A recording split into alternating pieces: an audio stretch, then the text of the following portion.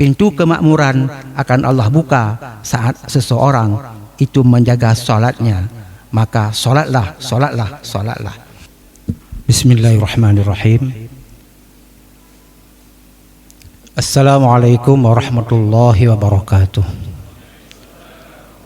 Alhamdulillahilladzi arsala rasulahu bil huda wa dinil haqq liyudhhirahu 'ala ad-dini kullih wa kafa billahi syahida. Allahumma shalli wa sallim wa barik ala sayyidina Muhammad wa ala alihi wa sahbihi ajmain, amma ba'd. Yang saya hormati dan muliakan Ketua BKM, Negeri Mumsi, seluruh pengurus masjid, juga Tuha Pet, Tuha Kampung, Pak Kecik, dan seluruh para jamaah yang dirahmati oleh Allah Subhanahu wa taala yang saya muliakan. Segenap rasa syukur mari senantiasa kita persembahkan ke hadapan Allah Subhanahu wa taala atas nikmat dan karunia Allah kepada kita yang berbeda dikasih kepada yang lainnya. Kita ini diberikan nikmat yang berbeda dari yang lainnya. Kita masih di malam Isra Mi'raj ada di tempat ini memperingati Isra Mi'raj, sementara yang lain-lainnya ada di tempat lain. Apakah mereka sadar malam ini adalah malam Isra Mi'raj? Apakah ada rasa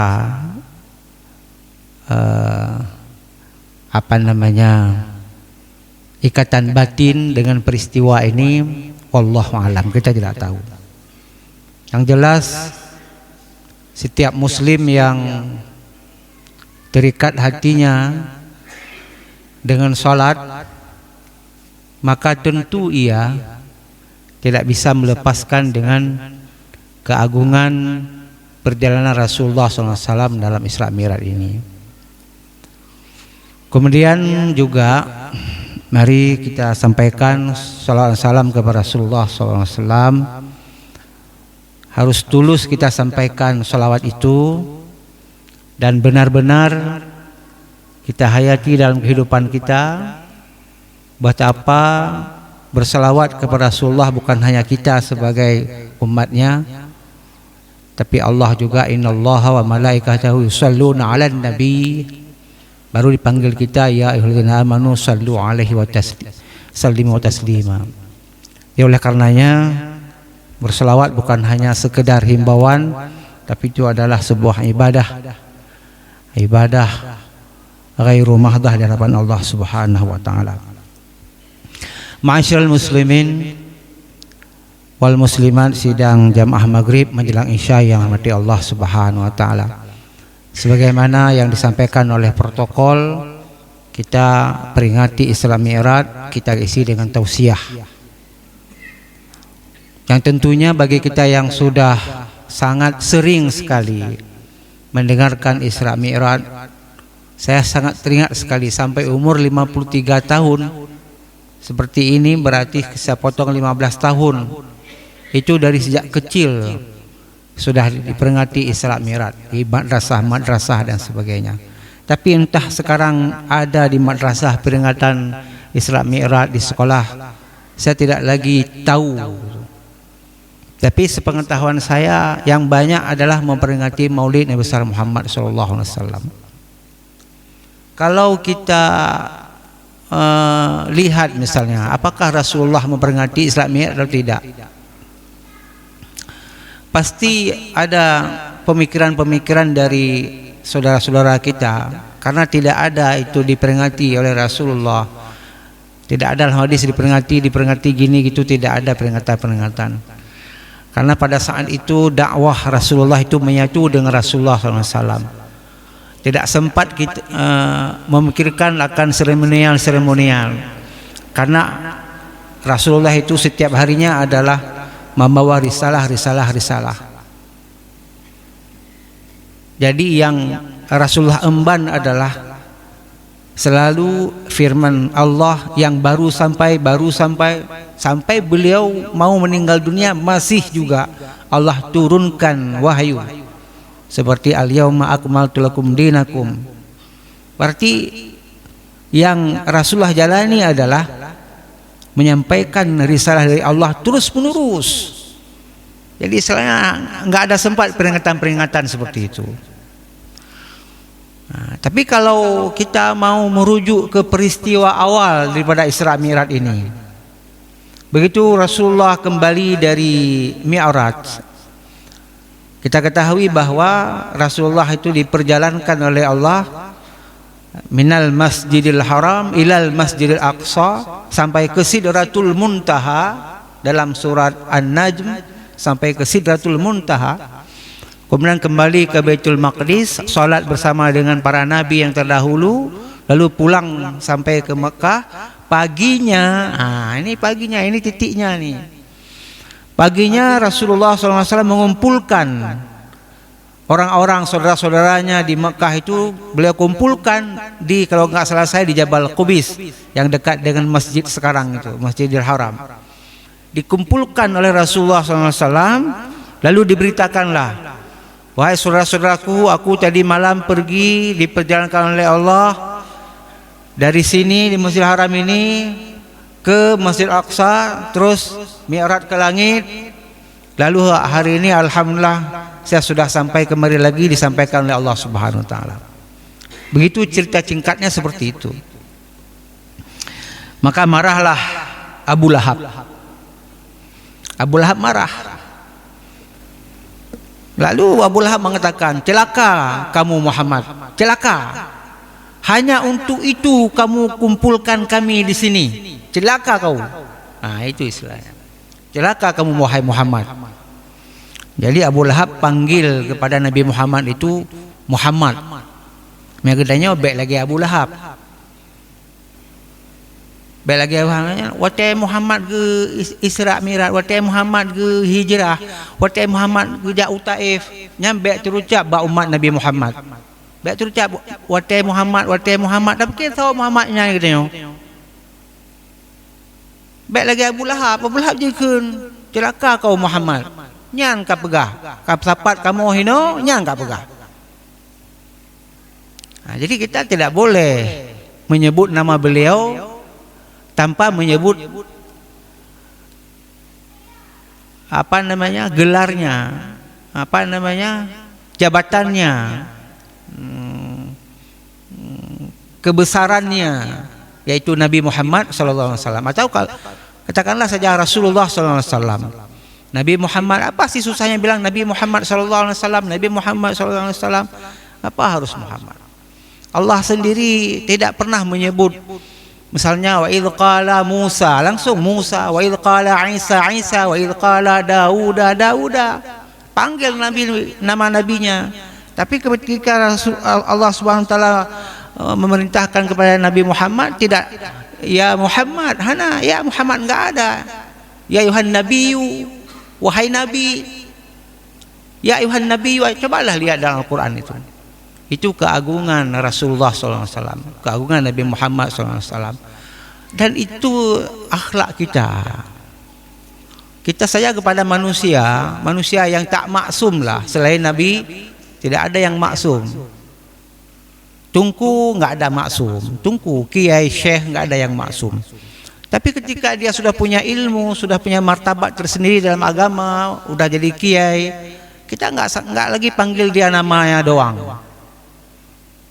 Nah, misalnya ada Tunku Hasanul Basri, misalnya Abu Mudi, paling kurang Abu Hasanon, paling kurang Abu Mudi, Abu Lamno, Abu Indrapuri, namanya saja enggak ada lagi. Coba Nabi Muhammad kata, hei Muhammad watai jamun, apa nyo pingat nyo, karena nyo na langsung lagi nyo mata bodohnya itu pun.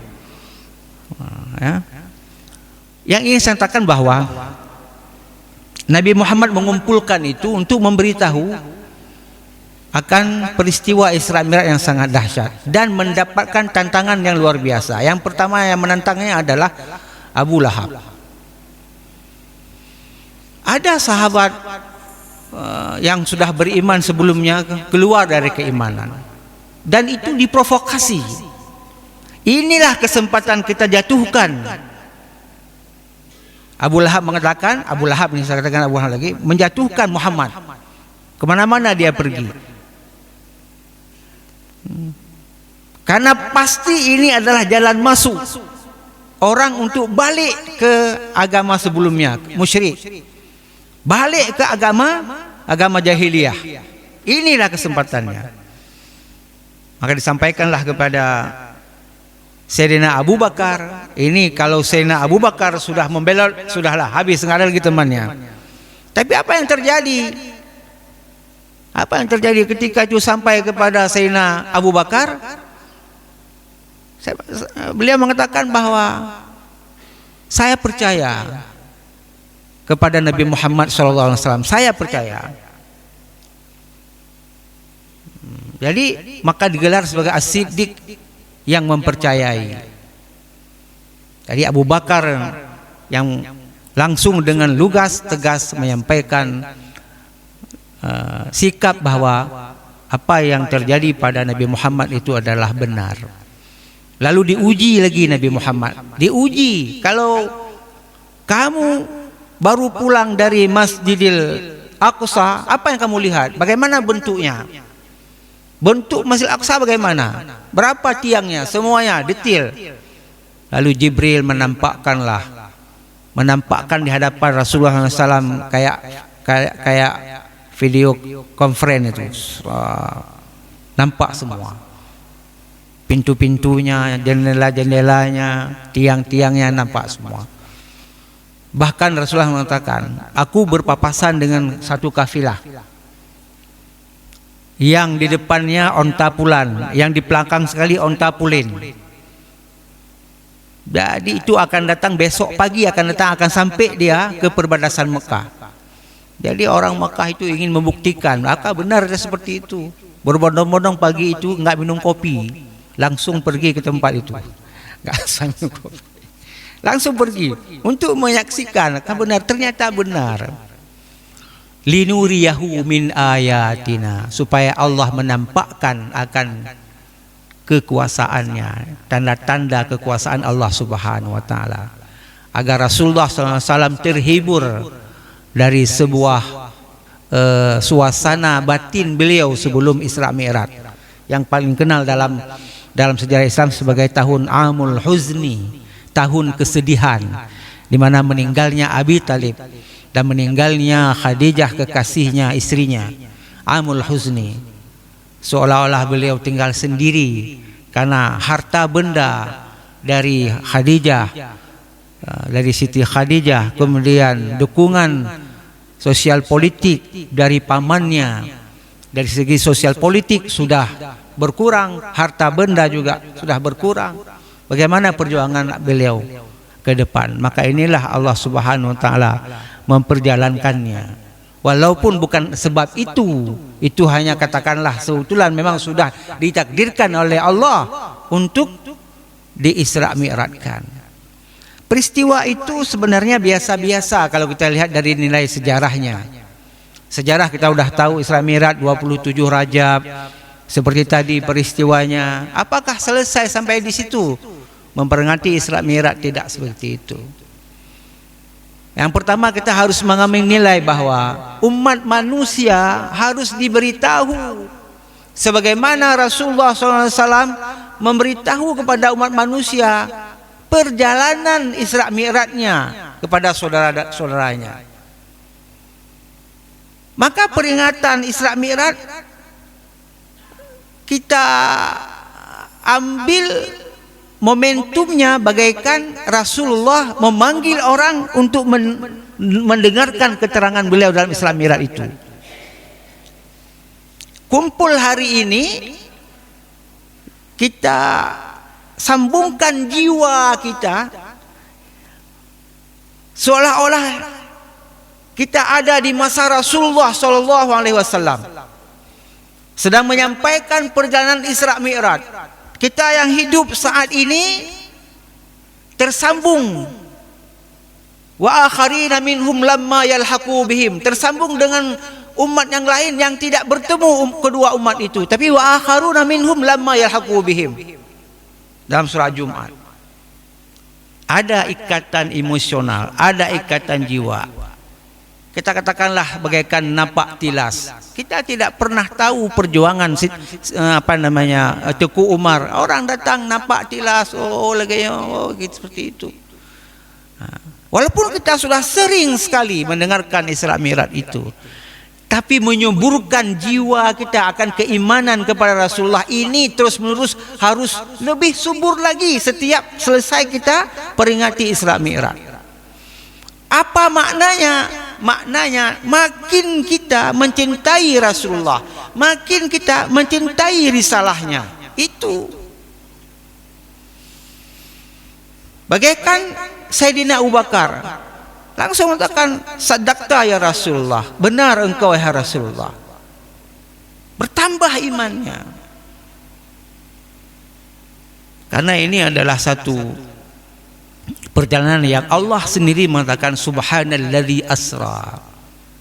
Maha suci Allah yang telah memperjalankan hambanya.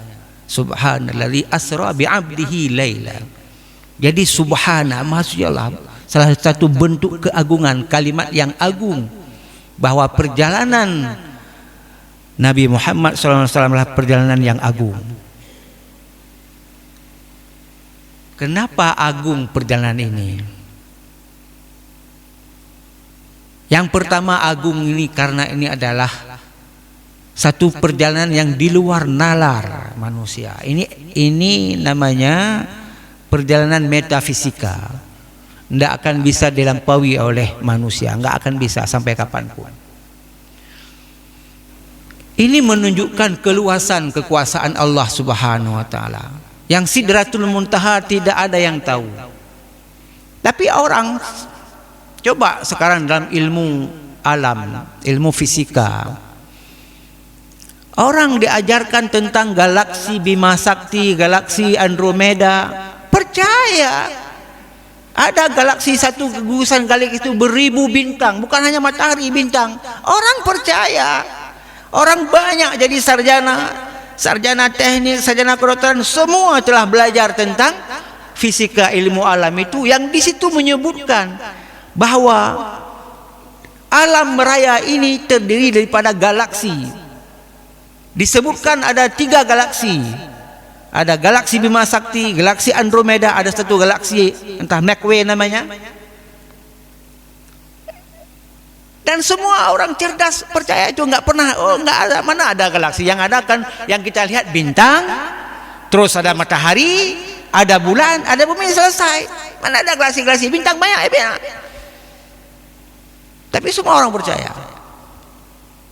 Padahal tak ada seorang pun yang sampai ke galaksi Bima Sakti, galaksi Andromeda, ke bintang itu, nggak ada yang sampai. Kenapa kita mempertanyakan Sidratul Muntaha yang sudah pasti? Karena Al-Quran la raiba fih. Al-Quran tidak ada keraguan. Yang menyampaikan ini adalah Allah yang menciptakan alam semesta ini. Kenapa kita mempertanyakan Sidratul Muntaha, apakah ada atau tidak? Sampaikan Rasulullah seorang hamba di sana. Bagaimana berjalannya ke sana? Itu manusia dalam keadaan yang bersifat partikel, akan binasa dia ketika kecepatannya melebihi kecepatan cahaya.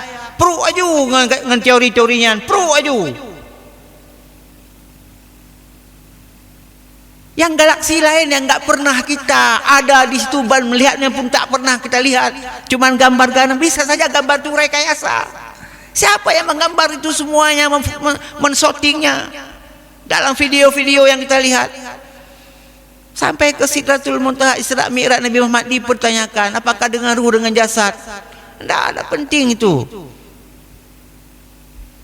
Nah, ini yang pertama saya tegaskan, bahwa ini adalah persoalan keimanan. Mempercayai perjalanan Rasulullah adalah persoalan keimanan. Yang kedua, ini esensinya. Rasulullah menerima salat di sana. Ini esensinya.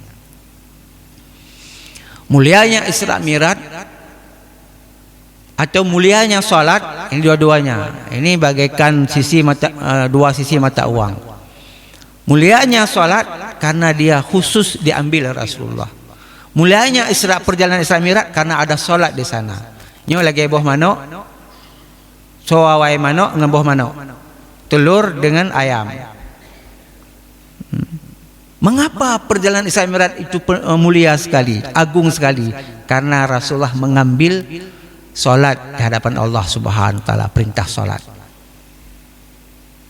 Mengapa salat agung sekali, utama sekali?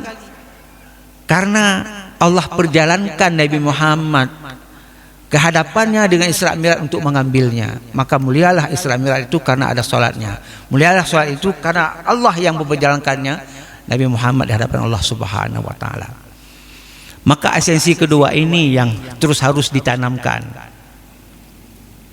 yaitu keberadaan salat dalam kehidupan kita. Sampai-sampai Allah mengatakan, innal ahdi baini wa baina abdi as-salah.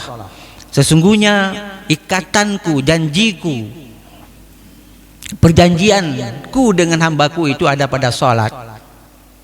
Artinya seseorang yang tidak salat adalah orang yang memutuskan perjanjiannya dengan Allah Subhanahu wa taala. Perjanjian apa? Perjanjian waktu kecil kita. Bukan waktu kecil, waktu kita dalam alam zuriat. Alastu bi rabbikum? Qalu bala syahidna. Apakah aku ini Tuhanmu? Tanya Allah kepada zuriat kita. Hei zuriat Salman, alastu bi rabbikum? Apakah aku ini Tuhanmu? Qalu bala syahidna. Berkatalah zuriat itu, bala, benar, kami menyaksikan. Itu ikatan. Innal ahdi indi baini wa bainik wa baina abdi as-shalah. Sesungguhnya ikatan janjiku dengan hambaku itu adalah as-shalah. Makanya kalau orang tinggal sholat itu bukan karena ada hawa nafsu. Kenapa kamu tinggal sholat? Hawa nafsu banyak kali masih enggak. Bukan persoalan hawa nafsu.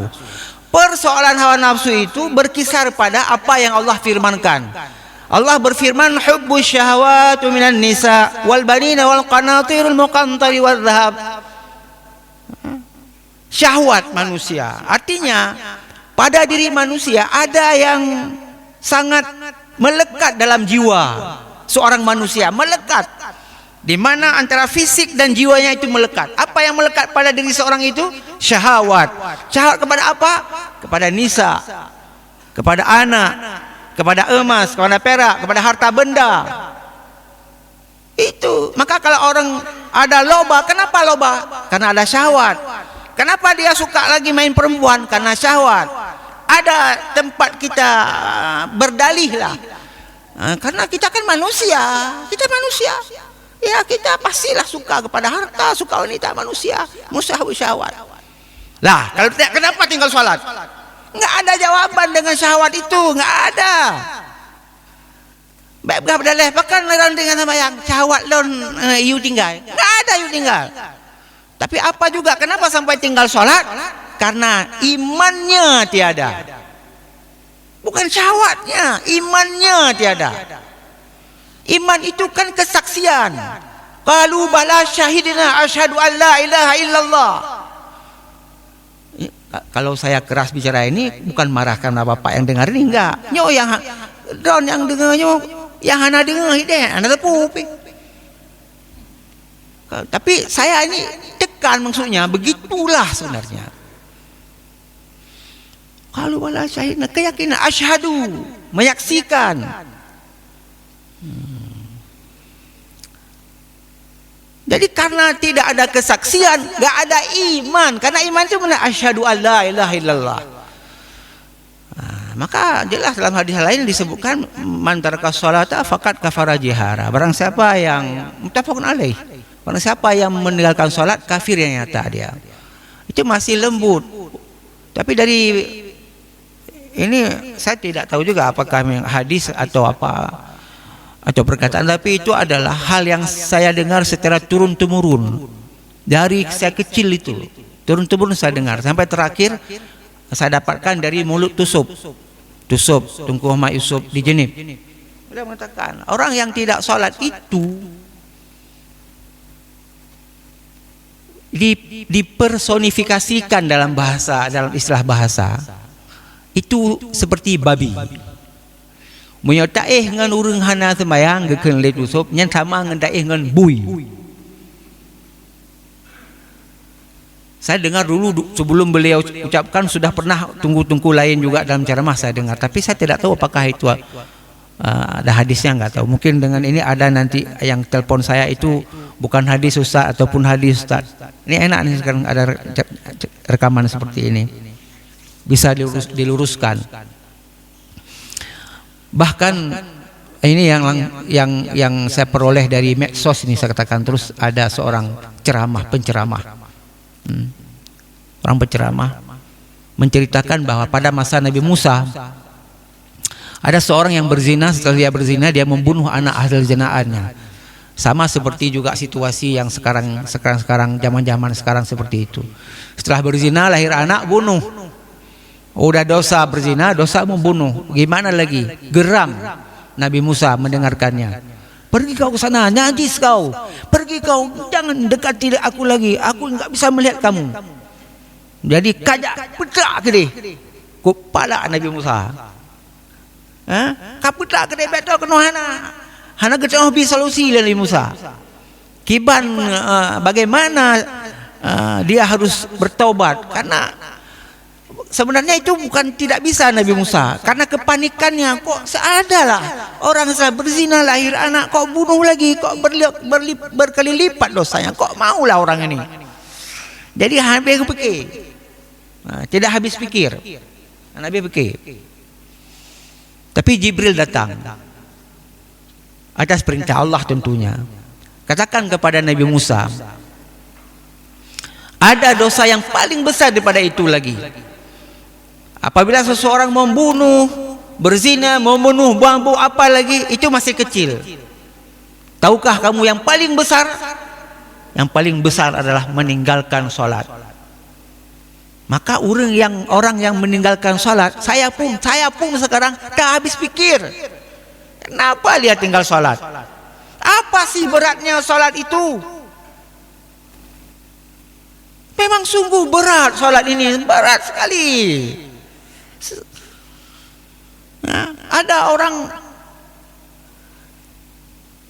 cukup kuat tenaganya dia. Pak sumpom di kedai itu goni tiap hari bisa. Salat enggak mampu.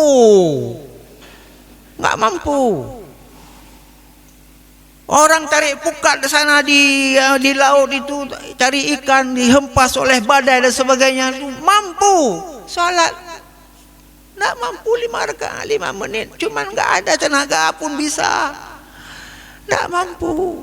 Inilah saya pun kembalilah kepada Allah dalam firman-Nya, wasta'inu bis-sabri was-salah wa innaha lakabiratun ilal khasyin.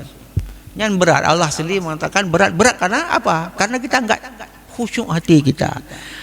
Hati kita masih berat, enggak ringan ketika kita hendak meninggalkan salat. Berat sekali hati kita. Ini masalahnya. Jadi kembali ke soalan tadi, bahwa salat itu adalah bentuk perjanjian seorang hamba dengan Allah Subhanahu wa taala. Perjanjian. Qalu bala syahidna. Maka kalau seseorang tidak salat, sudah putuslah perjanjian itu. Lebih keras ulama mengatakan, lebih keras lagi seperti tadi bui. Lebih keras lagi itu. Imam Hasan Al-Basri juga keras. Sampai-sampai Imam Hasan Al-Basri itu seorang tabi'in yang sangat dekat masih dengan masa-masa kerasulan, masa-masa Khulafaur Rasyidin. Masih sangat dekat, masih sangat kental dengan nilai-nilai keislaman, masih sangat kental. Belum ada mazhab ini, mazhab itu, belum ada mengatakan bahwa salat jamaah itu adalah sunat muakkad misalnya. Belum ada firqah-firqah tentang fikih salat, belum ada. Masih sangat dekat. Tapi ada ungkapannya yang membuat kita berfikir kenapa sampai seperti itu ucapan Imam Hasan Al-Basri. Bagaimana ucapan Imam Hasan Al-Basri? Ayu syai'un ya'izu 'alaika min dinika. Adakah sesuatu yang sangat agung dalam urusan agamamu? Bukan apalagi urusan dunia, urusan agama. Apa yang paling agung dalam urusan agama? Idza hanas 'alaika salatuka. Apabila salat masih kamu anggap remeh. Kalau salat masih kamu anggap remeh, maka tidak ada yang agung lagi ya. Beliau ingin mengatakan bahwa yang paling agung urusan agama kita adalah as-salah. Beliau menyambung bahwa bukankah salat itu yang pertama sekali dihisab, inna awwal yuhasabu yaumil qiyamah as-salah. Itu sabda Rasulullah. Imam Hasan Al-Basri menyambung dengan sabda Rasulullah ini. Karena yang pertama sekali diperiksa nanti di hari kiamat adalah as-salah. Jadi orang yang salat itu adalah orang yang mempertahankan kehambaannya. Jadi nanti kalau ini mau diedit ini nanti, salat itu adalah butuh penghambaan kita kepada Tuhannya, salat itu. Kalau tidak salat, hilanglah status kita sebagai hamba. Seolah seperti itulah. Apa kita enggak tahu. Pokoknya punya orang hana sembahyang yang kan le hamba Allah yang kena pegah. Dengar bukan? Nah, dengar bukan? Puji makhluk. Makhluk dah kementang, makhluk Allah. Kan le hamba Allah. Nan mentang maksudnya ibadah. Ibadah kan amal ibadah dari abdun.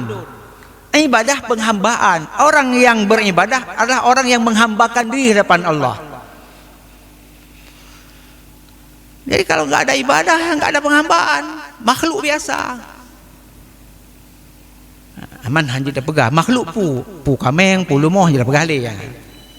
Nyo menyelum pegah lagi kan entu kap ipreh le urang hana sembayang bawa tak ceramah ko ya no. Nyo mesti ala ke ceramah ya. Tapi hana pu ada ipreh pilong preh lu pi hana te. Menyokon Allah fantadiru inna muntadirun. Preh lom pi ku preh ci. Mana payah ya tu. Sebagaimana Rasulullah enggak pernah takut dengan apapun dalam menyampaikan kebenaran. Ini penting sekali. Karena masih banyak orang meninggalkan salat zaman ini. Kenapa? Karena Allah telah menggambarkannya itu. Allah telah menggambarkannya. A'udzubillahi minasyaitonirrajim. Ini dalam surat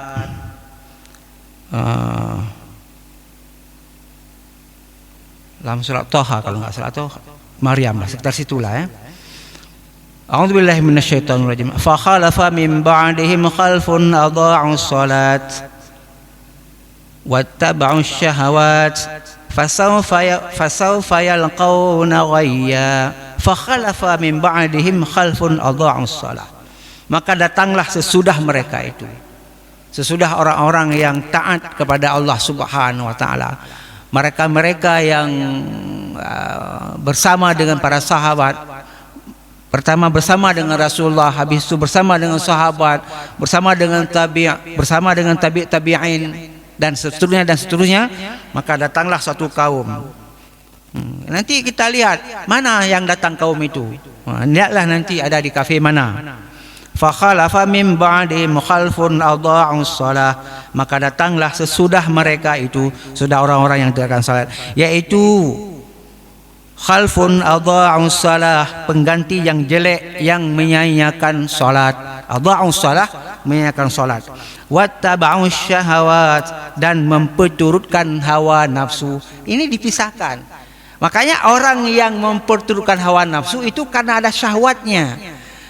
Sehingga adha'us salah bukan orang yang memperturutkan hawa nafsu, tapi yang membangkang akan perintah Allah, pembangkang.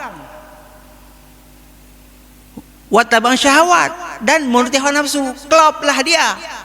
Orang tak solat, apa lagi, berzina lagi, korupsi lagi, itu dua-duanya dapat dia. Pertama dia termasuk orang yang tidak solat, dha'us salah, kemudian wattabang syahwat, Maka apa akibatnya? Fasaufa yalqauna ghayya, maka mereka kelak akan menemui kesesatan. Rumus sesat itu apa? Kalau menurut ayat ini rumus sesat dua. Yang mengedit di situ. Rumus sesat ada dua. Yang pertama meninggalkan salat. Yang kedua menuruti hawa nafsu, syahwat. Maka orang-orang yang sesat itu seperti itu. Orang murtad itu saya pastikan adalah orang yang tidak salat. Pasti itu. Orang yang meninggalkan salat itu pasti pikirannya sesat.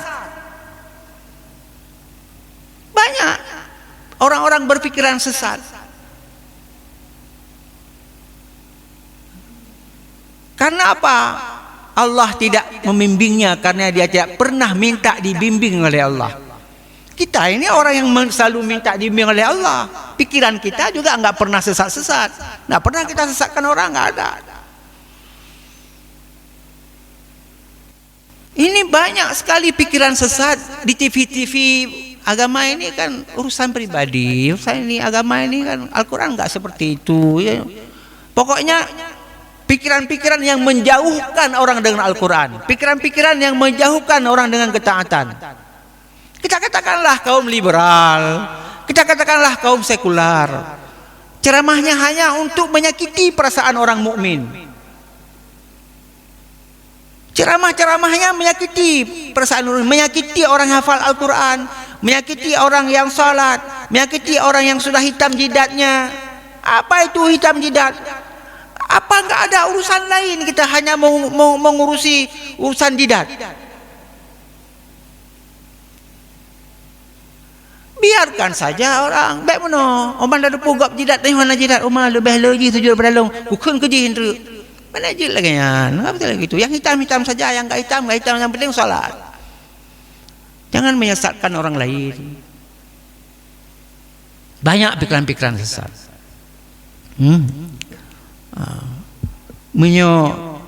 Imam-imam itu ketika dia menulis satu hadis seperti Imam Bukhari, setiap beliau hendak menulis sesuatu beliau salat.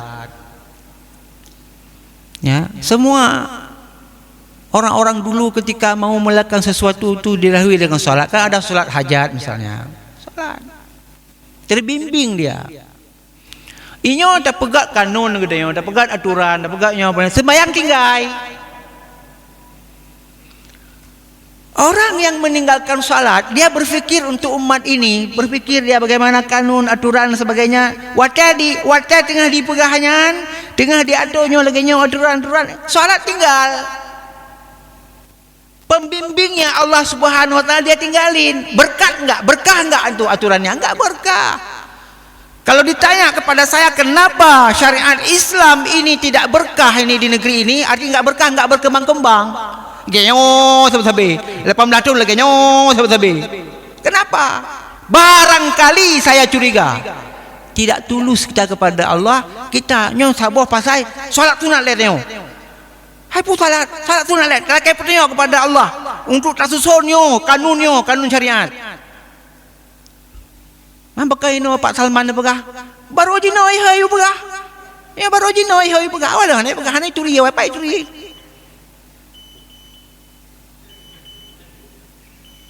Tapi udah berteri gara-gara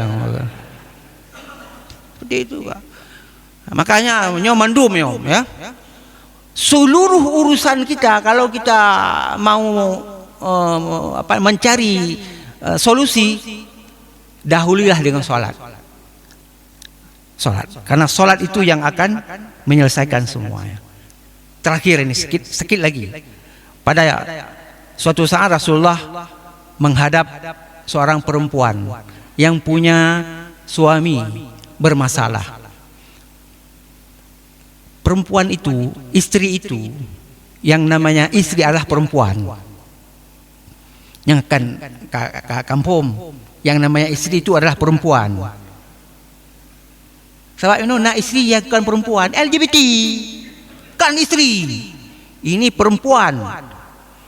Perempuan itu permasalahan yang paling berat dalam kehidupannya adalah apabila menghadapi suami yang jelek.